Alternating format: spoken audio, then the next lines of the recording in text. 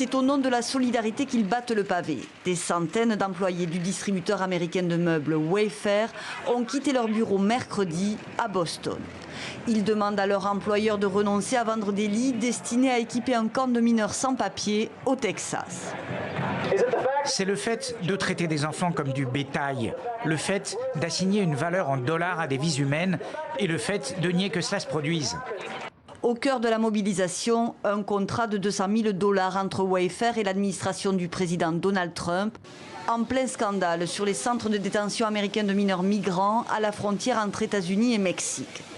Il y a quelques jours, défenseurs des droits humains et avocats dénonçaient les conditions sordides dans lesquelles étaient détenus des enfants dans un centre du Texas.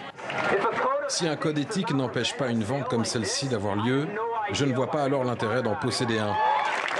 La semaine dernière, plusieurs centaines d'employés avaient déjà signé une pétition pour demander à la compagnie Wayfair de ne pas devenir les complices des actions inhumaines du gouvernement. La direction a fait savoir qu'elle soutenait l'engagement de ses salariés, mais qu'elle se devait d'honorer toutes les commandes. Un engagement salué du côté de Washington, notamment par l'élu démocrate Alexandria Ocasio-Cortez. Cette dernière a engagé un vrai bras de fer contre l'administration Trump sur sa politique migratoire et a qualifié de camps de concentration les centres de rétention pour migrants érigés à la frontière sud des États-Unis.